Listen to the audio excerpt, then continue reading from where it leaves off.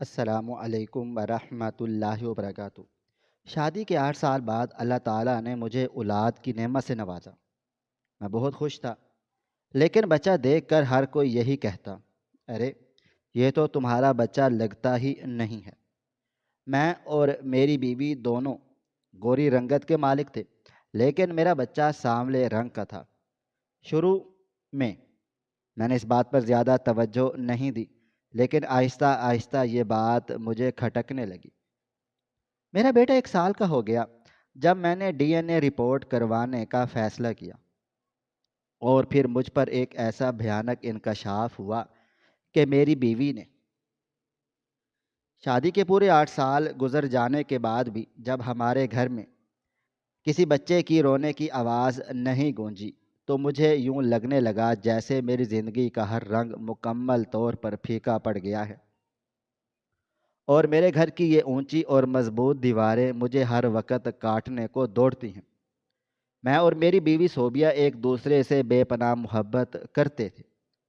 ہم نے ایک دوسرے کو پسند کر کے بڑی مشکلوں سے شادی کی تھی، اور ہمارے دلوں میں آنے والی زندگی کے حوالے سے بہت سارے خوبصورت اور رنگین خواب سجے ہوئے تھے۔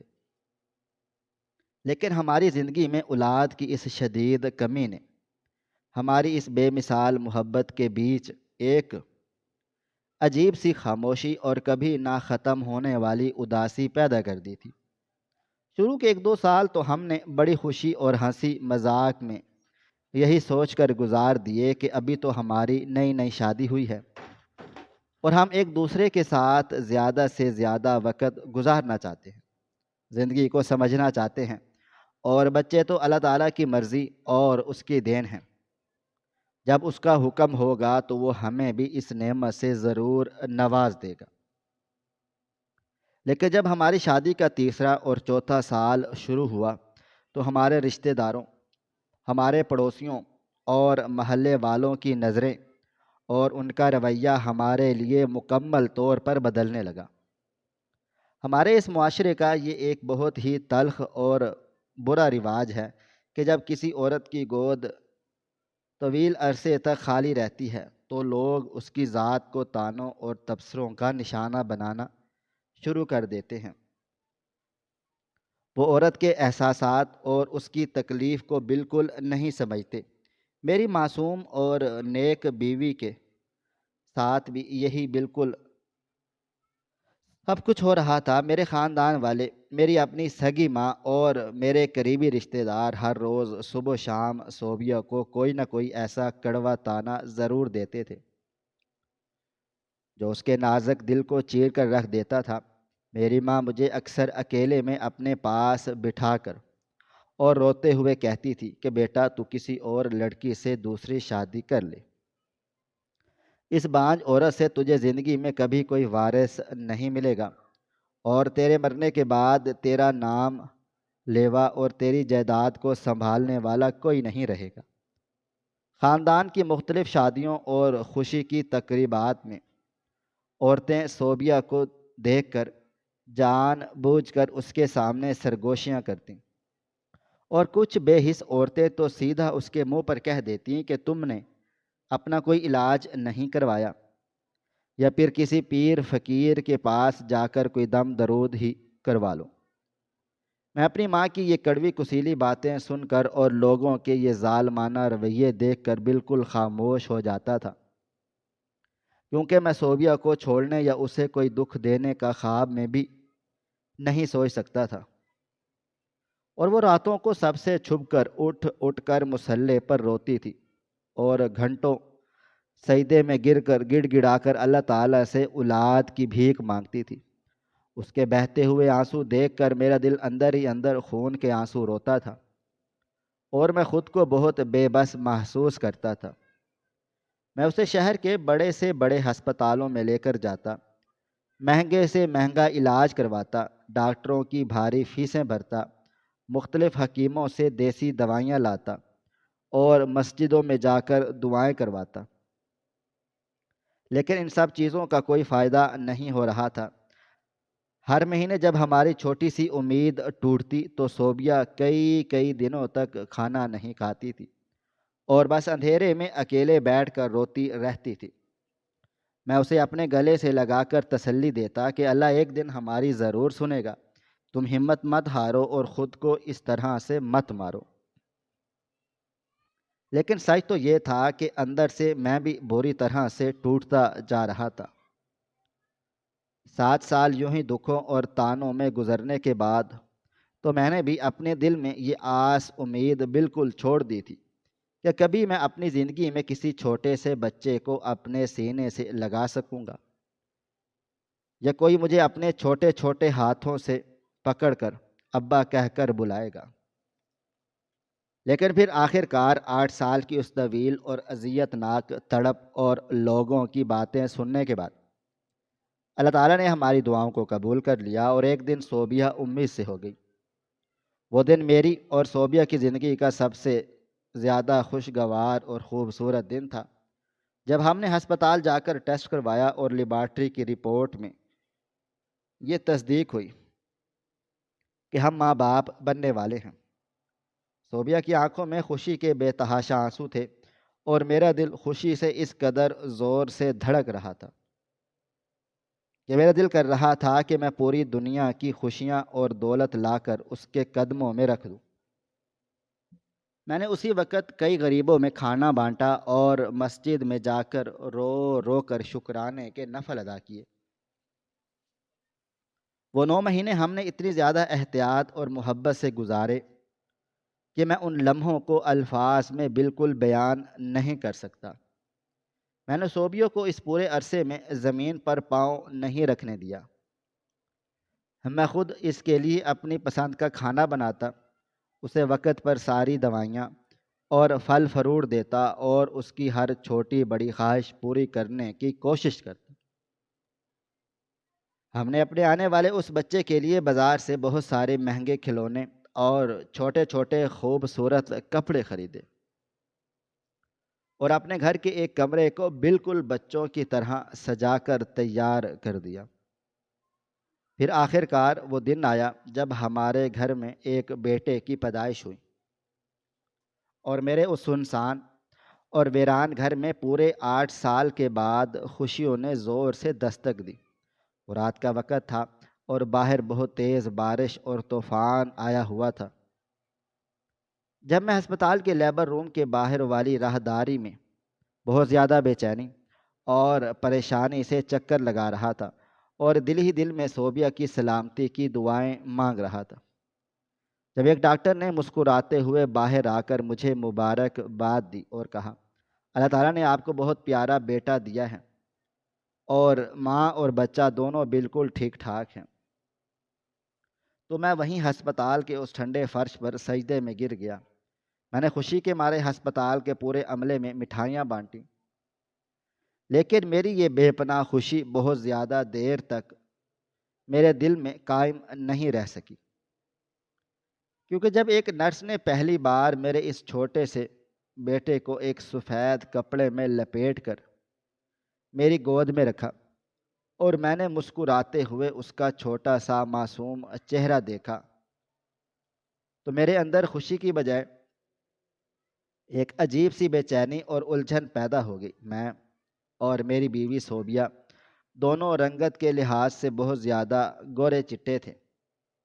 ہمارے پورے خاندان میں بھی سب کا رنگ بالکل صاف اور دودھ کے جیسا تھا اور ہمارے چہرے کے خد و خال بالکل واضح اور تیکھے تھے، لیکن میرے کانپتے ہوئے ہاتھوں میں اس وقت جو بچہ تھا اس کا رنگ بہت ہی زیادہ گہرا اور کچا سانولا تھا اور اس کے چہرے کے نقش ہم دونوں میاں بیوی سے بالکل ہی مختلف تھے۔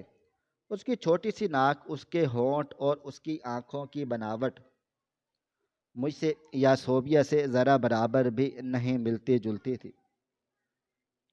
شروع کے چند دنوں میں نے اپنے دل کی اس الجھن پر زیادہ توجہ نہیں دی اور اپنے دل کو زور زبردستی یہ تسلی دی کہ شاید پیدائش کے وقت بہت سارے بچوں کا رنگ ایسا ہی کالا یا سرخ ہوتا ہے اور وقت گزرنے کے ساتھ ساتھ یہ خود بخود ٹھیک ہو جائے گا اور ہمارا بچہ بھی ہماری طرح سے گورا نکل آئے گا۔ میں نے خود کو سمجھایا کہ 8 سال کے طویل انتظار کے بعد اللہ تعالیٰ نے مجھے یہ اتنی بڑی نعمت دی ہے، مجھے اس میں اس طرح سے کیڑے نہیں نکالنے چاہیے اور اللہ تعالیٰ کا شکر ادا کرنا چاہیے۔ لیکن جیسے جیسے دن ہفتوں اور پھر مہینوں میں بدلنے لگے، میرا بیٹا علی آہستہ آہستہ بڑا ہونے لگا تو اس کا رنگ صاف ہونے کی بجائے مزید پکا اور سانولا ہوتا چلا گیا۔ اب جو بھی رشتہ دار، پڑوسی یا کوئی مہمان ہمارے گھر مبارکباد دینے یا بچے کو دیکھنے آتا، وہ علی کو دیکھتا تو وہ عجیب سا منہ بنا کر اور حیرت سے مجھ سے کہتا، ارے یہ بچہ تو تم دونوں پر بالکل بھی نہیں گیا، اس کا رنگ اتنا کالا کیسے ہے؟ یہ خاندان میں کس پر چلا گیا؟ تم دونوں میاں بیوی تو اتنے چٹے ہو، گورے ہو، کچھ بے شرم عورتیں۔ تو صوبیہ کے بالکل سامنے ہنس کر طنز کرتی تھی کہ لگتا ہے تمہارا بچہ کسی پڑوسی پر چلا گیا ہے۔ یہ باتیں سن کر میرے دل میں شک کا ایک بہت بڑا اور زہریلا بیج بویا جانے لگا۔ میں لوگوں کے سامنے تو ہنس کر ان کی بات ٹال دیتا یا غصہ پی جاتا، لیکن اکیلے میں میرا دماغ پھٹنے لگتا تھا۔ میں راتوں کو نیند سے اٹھ کر باتھ روم جاتا اور شیشے کے سامنے کھڑا ہو کر گھنٹوں اپنے چہرے کو غور سے دیکھتا۔ پھر میں دبے پاؤں بیڈ روم میں واپس آ جاتا اور سوتے ہوئے علی کے پاس جا کر اس کے چہرے کو اور اپنے چہرے کو ملانے کی کوشش کرتا، لیکن ہمارا آپس میں کوئی بھی ملاپ نہیں تھا۔ کوئی ایک چھوٹی سی نشانی بھی ایسی نہیں تھی جسے دیکھ کر میں پورے یقین سے کہہ سکوں کہ یہ بچہ میرا ہی خون ہے۔ میرا یہ شک آہستہ آہستہ ایک خوفناک اور جان لیوا جنون کی شکل اختیار کرنے لگ گیا تھا۔ میرے دل و دماغ میں ہر وقت، دفتر میں اور گھر میں یہی گندے اور بھیانک خیالات گردش کرنے لگے تھے۔ کیا میری بیوی صوبیہ نے 8 سال کے بعد ان خوفناک تانوں سے بچنے کے لیے میری پیٹھ پیچھے مجھے کوئی بہت بڑا دھوکہ دیا ہے؟ کیا اس نے کسی اور کے گناہ کو لا کر میرے نام سے جوڑ دیا ہے تاکہ میری ماں اور یہ معاشرہ اسے مزید بانجھ کہنا چھوڑ دے؟ یہ سوچ مجھے اندر ہی اندر دیمک کی طرح کھا رہی تھی اور اسی شک اور وسوسے کی وجہ سے میں نے آہستہ آہستہ اپنے ہی بیٹے علی سے دور ہونا شروع کر دیا تھا۔ جب علی پورا 1 سال کا ہو گیا تو میری ذہنی اور جذباتی حالت یہ ہو چکی تھی کہ میں اسے پیار کرنا تو بہت دور کی بات ہے، اسے اپنی گود میں لینا بھی بالکل پسند نہیں کرتا تھا۔ جب وہ روتا ہوا زمین پر رینگتا ہوا میرے پاس آتا اور اپنے چھوٹے چھوٹے سانولے ہاتھ میری طرف بڑھاتا تو میں اسے غصے سے جھڑک کر پیچھے کر دیتا۔ صوبیہ میری یہ عجیب اور پاگلوں والی حرکت دیکھ کر بہت زیادہ روتی تھی اور مجھ سے بار بار پوچھتی تھی کہ تم اپنے ہی خون سے دور کیوں بھاگ رہے ہو؟ تمہیں آخر ہو کیا گیا ہے؟ تم تو اس بچے کے لیے پورے 8 سال تک تڑپتے رہے ہو، اب جب یہ نعمت تمہارے سامنے ہے تو تم اس سے پیار کیوں نہیں کرتے؟ لیکن میں اس کے ان معصوم سوالوں کا کوئی بھی جواب نہیں دیتا تھا اور غصے میں خاموشی سے گھر سے باہر کو چلا جاتا تھا۔ میں گھنٹوں سڑکوں پر اپنی گاڑی تیز رفتاری سے چلاتا رہتا اور بس یہی سوچتا رہتا کہ میرے اس مسئلے کا حل آخر کیا ہے۔ میرا دل زور زور سے چیخ چیخ کر کہتا تھا کہ صوبیہ جیسی تہجد گزار اور نیک بیوی جو مجھ سے اتنی زیادہ محبت کرتی ہے، ایسا گھناؤنا اور شرمناک کام زندگی میں کبھی نہیں کر سکتی۔ لیکن علی کا وہ پکا سانولا رنگ اور لوگوں کی وہ چبھتی ہوئی باتیں مجھے کسی بھی صورت اس پر یقین نہیں کرنے دیتی تھی۔ میرے اندر کی یہ بے چینی اور گھٹن ہر گزرتے دن کے ساتھ بڑھتی چلی جا رہی تھی، اور میرا گھر جو کبھی میرے لیے ایک جنت ہوتا تھا اب میرے لیے ایک چلتا پھرتا عذاب بن چکا تھا۔ میں نے صوبیہ سے بات چیت بالکل کم کر ڈالی تھی۔ ہم دونوں ایک ہی چھت کے نیچے بالکل اجنبیوں کی طرح رہنے لگے تھے۔ آخر کار مجھ سے یہ ذہنی اذیت مزید برداشت نہیں ہوئی۔ اور میں نے ایک بہت بڑا اور سخت فیصلہ کر لیا۔ میں نے یہ فیصلہ کیا کہ میں ڈی این اے ٹیسٹ کرواؤں گا تاکہ میرے دل کا یہ کیڑا اور شک ہمیشہ ہمیشہ کے لیے ختم ہو جائے۔ میں نے سوچا کہ یا تو یہ میری غلط فہمی دور ہو جائے گی اور میں اپنے بیٹے کو خوشی سے گلے سے لگا لوں گا، یا پھر سارا کڑوا سچ میرے سامنے آ جائے گا اور میں کوئی حتمی فیصلہ کر سکوں گا۔ ایک دن جب صوبیہ گھر کا ضروری سامان لینے کے لیے مارکیٹ گئی ہوئی تھی تو میں نے ہمت کی اور کانپتے ہوئے ہاتھوں سے اور روتے ہوئے علی کے منہ میں ایک روئی پھیر کر اس کے لعاب کا ایک قطرہ لیا اور اسے ایک چھوٹی سی شیشی میں بند کر دیا۔ پھر میں نے اپنے سر سے کہ کچھ بال جڑ سے توڑ کر ایک لفافے میں ڈالے اور علی کے سیمپل کے ساتھ شہر کی سب سے بڑی اور مہنگی ترین لیبارٹری میں جا کر دے آیا۔ میں نے وہاں موجود لوگوں کو بہت سارے پیسے دیے اور ان سے سختی سے کہا کہ مجھے یہ رپورٹ ہر حال میں بالکل سچی اور جتنی جلدی ہو سکے چاہیے۔ وہ 3 دن جب تک لیبارٹری سے رپورٹ نہیں آئی، وہ دن میرے لیے کسی قیامت سے کم نہیں تھے۔ میں نہ رات کو سکون سے سو پاتا تھا اور نہ دن کو مجھے کسی کام میں چین آتا نہ تھا۔ میں ہر وقت بے چین سا رہتا اور بار بار یہی سوچتا تھا کہ اگر میرا شک سچ ثابت ہو گیا تو میں کیا کروں گا؟ کیا میں صوبیہ کو جان سے مار دوں گا یا اسے طلاق دے کر رسوا کر کے گھر سے نکال دوں گا؟ میں جب بھی صوبیہ کو دیکھتا تو مجھے اس سے اور بھی زیادہ نفرت محسوس ہونے لگتی تھی۔ پھر آخر کار وہ دن آ گیا جب مجھے لیبارٹری سے وہ فائنل رپورٹ لینی تھی۔ میں صبح سویرے بنا کچھ کھائے پیے لیبارٹری چلا گیا اور وہاں کے کاؤنٹر سے وہ بند اور سیل شدہ لفافہ لے کر تیزی سے باہر آ کر اپنی گاڑی میں بیٹھ گیا تھا۔ میرے ہاتھ اس قدر کانپ رہے تھے کہ مجھ سے وہ پتلا سا کاغذ کا لفافہ کھولا نہیں جا رہا تھا۔ میرے ماتھے پر سردیوں کے موسم کے باوجود بہت زیادہ پسینہ آ گیا تھا۔ میرے دل کی دھڑکن اتنی زیادہ تیز تھی کہ مجھے اپنی پسلیاں ٹوٹتی ہوئی محسوس ہو رہی تھیں اور میرے کانوں میں سائیں سائیں کی خوفناک آوازیں آ رہی تھیں۔ میں نے اپنی آنکھیں بند کر کے ایک لمبا سانس لیا تھا، اللہ کا نام لیا اور کانپتے ہوئے ہاتھوں سے لفافہ کھول کر وہ سفید رپورٹ باہر نکالی۔ میری نظریں تیزی سے ان تمام انگریزی لفظوں اور میڈیکل کے نمبروں کو چھوڑ کر سیدھا اس رپورٹ کے بالکل آخر میں لکھی ہوئی لائن پر گئی۔ جیسے ہی میں نے اس رپورٹ کے آخر میں لکھی ہوئی وہ لائن پڑھی، میری آنکھوں کے سامنے مکمل اور گہرا اندھیرا چھا گیا اور مجھے لگا جیسے کسی نے میرا دھڑکتا ہوا دل میرے سینے سے نوچ کر نکال لیا ہو۔ اس رپورٹ میں بہت واضح اور صاف الفاظ میں لکھا ہوا تھا کہ میں اس بچے کا حیاتیاتی باپ نہیں ہوں۔ میرے آنسو بے اختیار میری آنکھوں سے بہنے لگ گئے تھے۔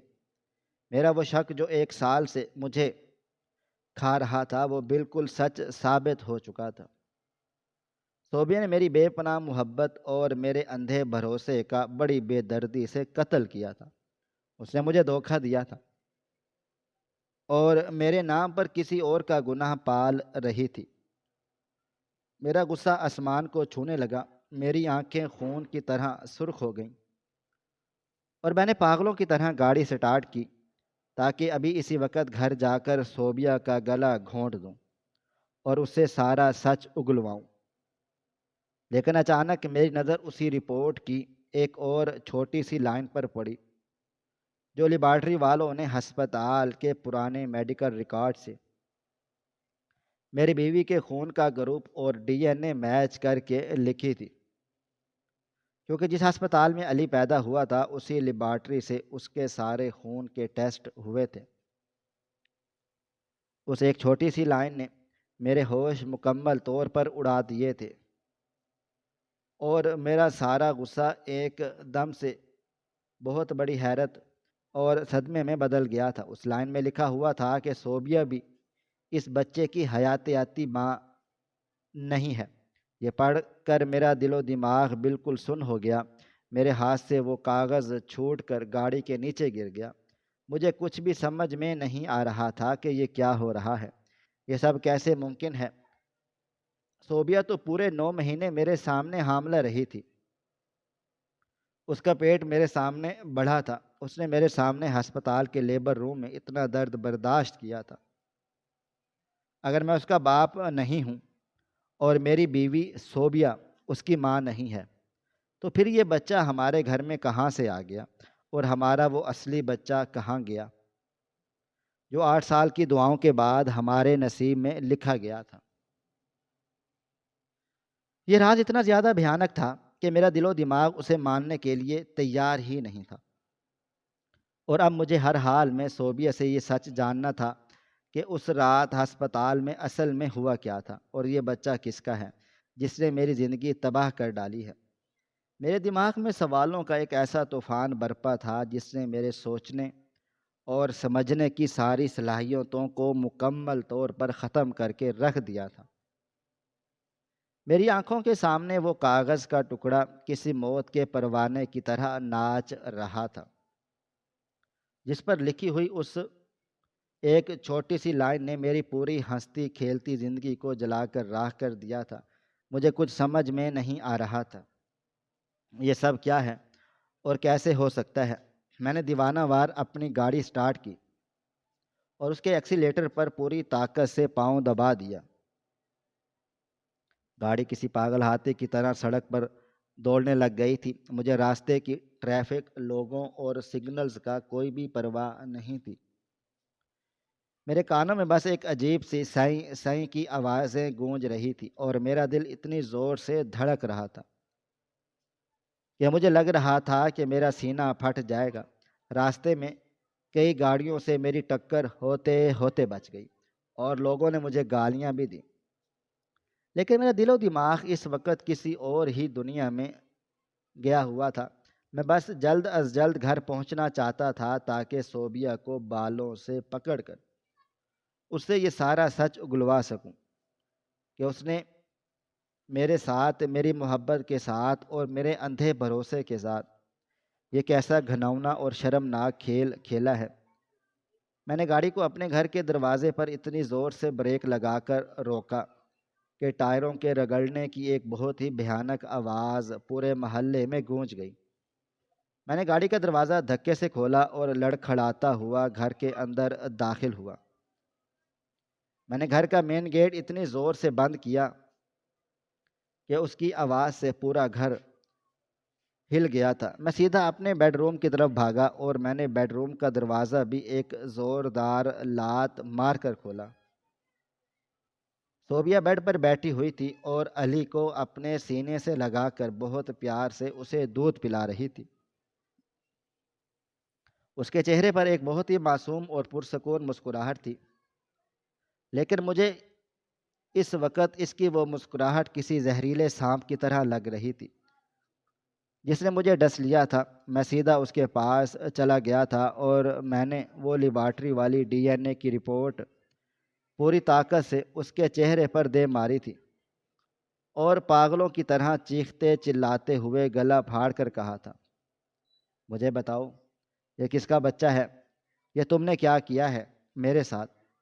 تم اس بچے کی ماں نہیں ہو، میں اس بچے کا باپ نہیں ہوں، تو یہ بچہ پچھلے 1 سال سے ہمارے گھر میں کیا کر رہا ہے؟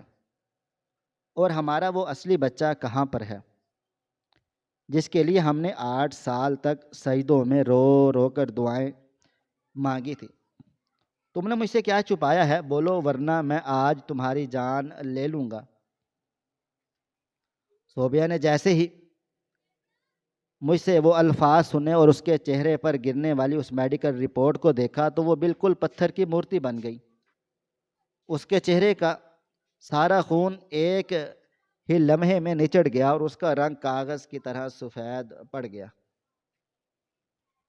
اس کی آنکھیں خوف اور صدمے سے پوری طرح پھیل گئیں، اور اس کا پورا جسم ایک سوکھے ہوئے پتے کی طرح بری طرح سے کانپنے لگا تھا۔ مجھے لگ رہا تھا کہ وہ مجھ سے بحث کرے گی، چیخے گی، چلائے گی، اپنی صفائی میں جھوٹی قسمیں کھائے گی اور کہے گی کہ یہ رپورٹ جھوٹی ہے، لیکن اس نے ایسا کچھ بھی نہیں کیا۔ اس نے اپنے دفاع میں ایک لفظ بھی نہیں بولا اور نہ ہی کوئی جھوٹا بہانہ بنایا، کیونکہ وہ جانتی تھی کہ اس کا وہ بھیانک گناہ اور وہ کالا راز جو اس نے مجھ سے اور پوری دنیا سے چھپا کر رکھا تھا، وہ اب پوری طرح بے نقاب ہو چکا ہے اور اب مکرنے کا کوئی بھی راستہ باقی نہیں بچا۔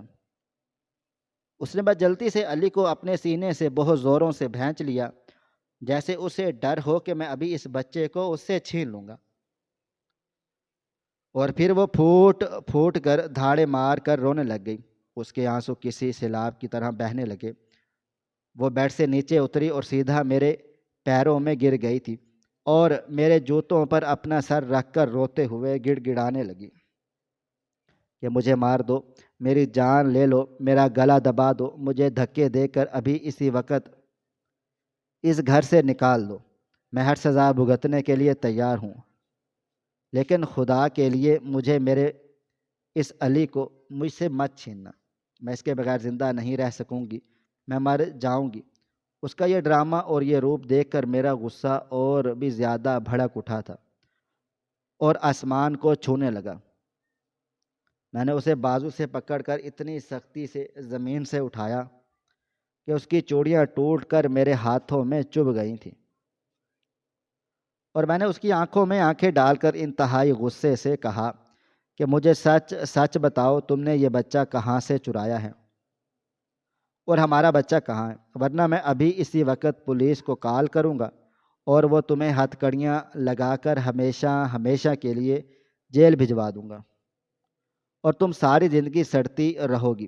صوبیہ زور زور سے ہچکیاں لیتے ہوئے اور کانپتے ہوئے بولی کہ مجھے ابھی اسی وقت اس سرکاری ہسپتال لے چلو جہاں 1 سال پہلے یہ علی پیدا ہوا تھا، میں تمہیں وہیں جا کر اس ہسپتال کے اس کمرے کے باہر سارا سچ بتا دوں گی اور اپنا ہر گناہ مان لوں گی۔ میں نے غصے سے اسے دھکا دیا اور کہا چلو، میں آج تمہارا سارا سچ دیکھنا چاہتا ہوں۔ ہم دونوں انتہائی خاموشی سے گھر سے باہر نکلے اور گاڑی میں جا کر بیٹھ گئے۔ میں نے گاڑی سٹارٹ کی اور رات کے اس گہرے اندھیرے میں اس ہسپتال کی طرف چل پڑے۔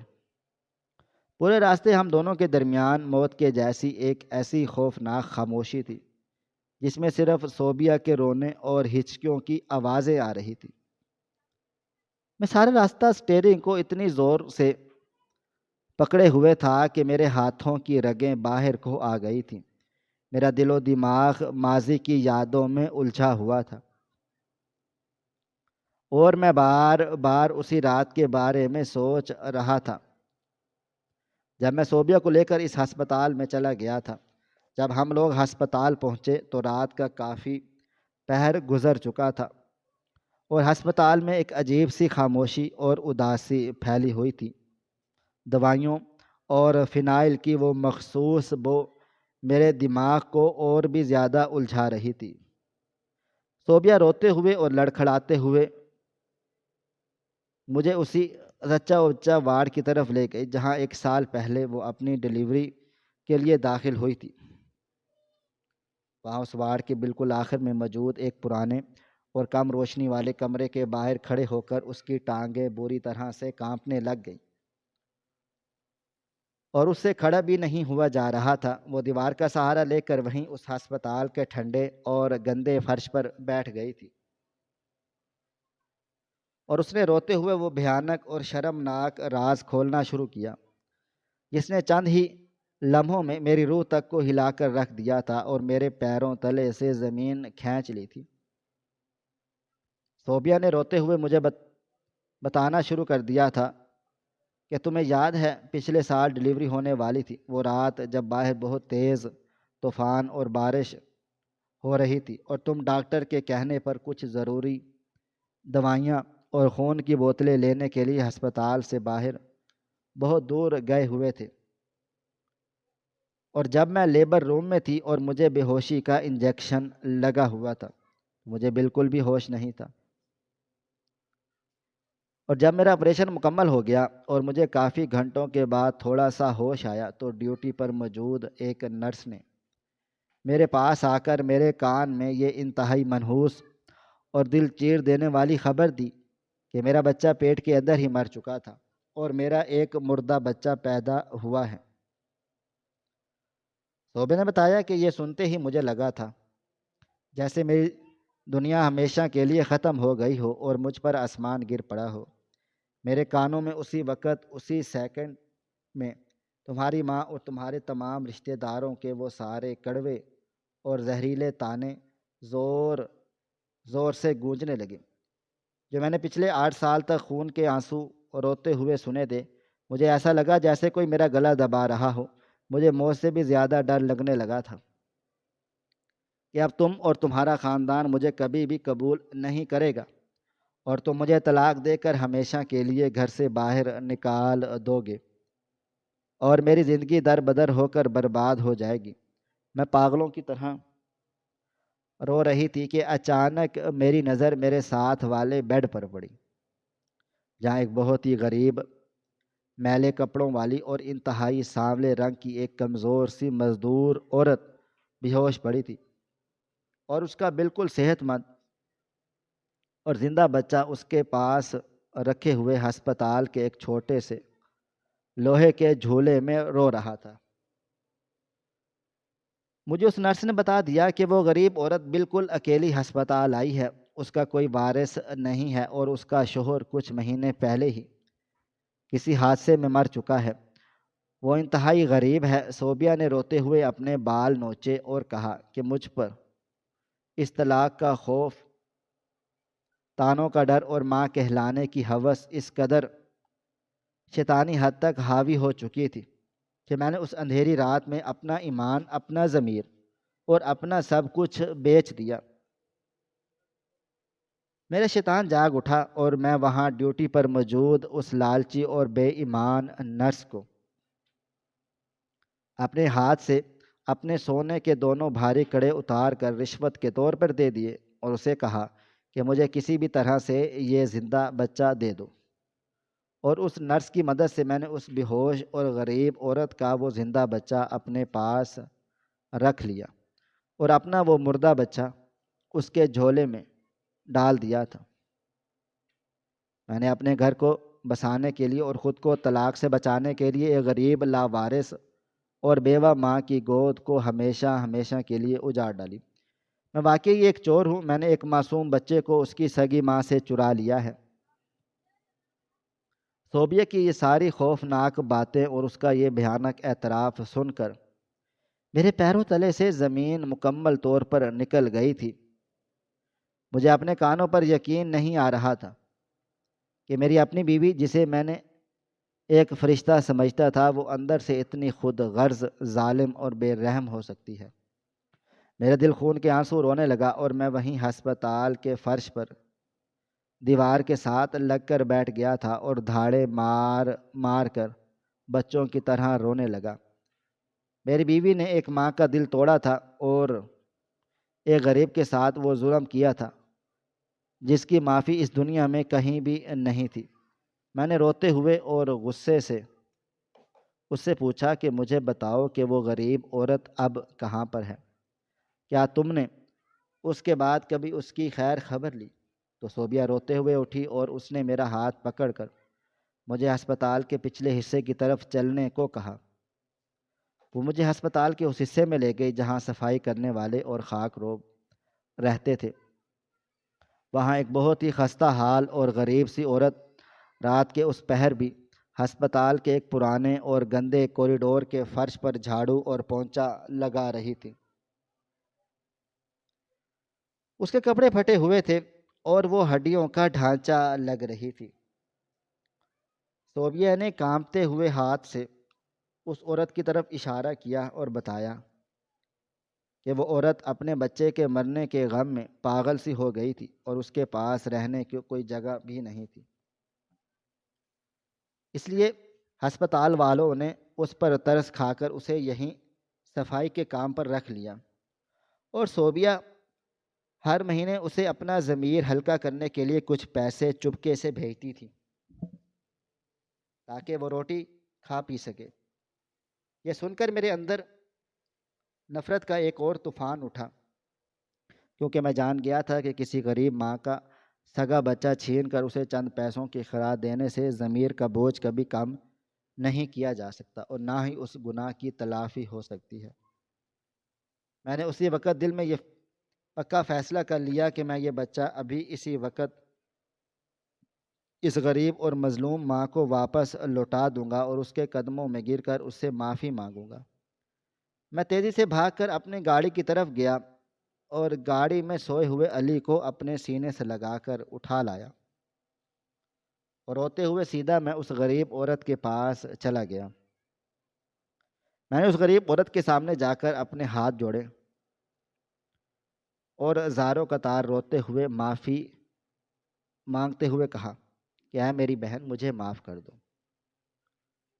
میری بیوی نے ایک بہت بڑا گناہ کیا ہے۔ تمہارا بچہ اس رات مرا نہیں تھا، بلکہ میری بیوی نے اپنی طلاق کے ڈر سے تمہارے سوتے ہوئے تمہارا یہ زندہ بچہ چرا لیا تھا اور اپنا مرا ہوا بچہ تمہارے پاس رکھ دیا۔ یہ لو اپنا خون، اپنا اصلی بچہ اور ہم دونوں کو اس گناہ کے لیے معاف کر دو۔ میں نے علی کو اس کی گود میں رکھنے کی کوشش کی، لیکن اس کے بعد جو کچھ اس غریب عورت نے کیا اور جو خاموش راز اس نے اس رات کھولا تھا، اس نے میری اور صوبیہ کی جان نکال کر رکھ دی اور ہمارے رونگٹے کھڑے کر دیے۔ اس غریب عورت نے اپنے ہی سگے بچے کو لینے سے سختی سے انکار کر دیا تھا اور وہ پیچھے کو ہٹ گئی تھی، اور پھر وہ پھوٹ پھوٹ کر دھاڑے مار مار کر رونے لگ گئی تھی۔ اس کے آنسو اس کے گالوں سے ہوتے ہوئے ہسپتال کے فرش پر گرنے لگ گئے تھے۔ اس نے روتے ہوئے ایک ایسا سچ بتایا جس نے میری سوچ کی تمام حدیں توڑ ڈالی تھیں۔ اس نے کہا، صاحب، اس رات ڈلیوری کے بعد میں بے ہوش نہیں تھی، بلکہ میں پوری طرح سے جاگ رہی تھی اور میرے ہوش و حواس بالکل صحیح سلامت تھے، اور جب آپ کی امیر بیوی اور وہ نرس میرے بچے کو اٹھا کر لے کر جا رہی تھی تو میں نے جان بوجھ کر اپنی آنکھیں سختی سے بند کر لی تھیں اور خود کو مکمل طور پر سونے اور بے ہوش ہونے کا ڈرامہ کیا تھا۔ میں یہ سن کر حیرت سے پاگل ہو گیا اور میرا دل و دماغ سن ہو گیا۔ میں نے چیخ کر اور روتے ہوئے اس سے پوچھا کہ تم یہ کیا کہہ رہی ہو؟ تم کیسی ماں ہو؟ دنیا کی کوئی بھی ماں اپنا جیتا جاگتا اور خوبصورت بچہ کسی اجنبی عورت کو ایسے کیسے لے جانے دے سکتی ہے؟ تم نے شور کیوں نہیں مچایا؟ وہ عورت وہی زمین پر گر کر رونے لگ گئی تھی اور اس نے اپنے دونوں ہاتھ آسمان کی طرف اٹھا کر بولی، صاحب، میں کوئی ظالم ماں نہیں ہوں، بلکہ میں ایک مجبور ماں ہوں، کیونکہ میرے شوہر کا انتقال ہو چکا تھا اور میرے گھر میں کمانے والا کوئی بھی نہیں تھا۔ میں پچھلے 3 دنوں سے مسلسل بھوکی تھی اور میرے پیٹ میں روٹی کا ایک نوالہ تک نہیں گیا تھا۔ مجھے بہت اچھی طرح سے پتہ تھا کہ اگر یہ بچہ میرے پاس رہا تو یہ بھوک اور پیاس سے تڑپ تڑپ کر میری آنکھوں کے سامنے مر جائے گا اور میں کچھ بھی نہیں کر سکوں گی۔ میں نے جان بوجھ کر اسے آپ کی امیر بیوی کو لے جانے دیا تاکہ میرا بچہ زندہ رہ سکے اور اسے ایک اچھی اور پرسکون زندگی مل سکے جہاں اسے کبھی بھوک کا دکھ نہ سہنا پڑے۔ صاحب، میں نے اپنے بچے کی زندگی بچانے کے لیے اپنی ممتا کا گلا خود اپنے ہاتھوں سے گھونٹ دیا تھا، اور روز یہاں رات کو صفائی صرف اور صرف اس لیے کرتی ہوں کہ شاید کبھی آپ کی بیوی اسے ہسپتال یہاں لائے اور میں اسے دور سے چھپ کر اپنے بچے کو دیکھ سکوں۔ یہ سب باتیں سن کر میں مکمل طور پر ٹوٹ گیا تھا اور اس غریب ماں کی اس عظیم قربانی اور اس کے بے پناہ درد اور اس کی اتنی بڑی قربانی پر زاروں قطار رو پڑا۔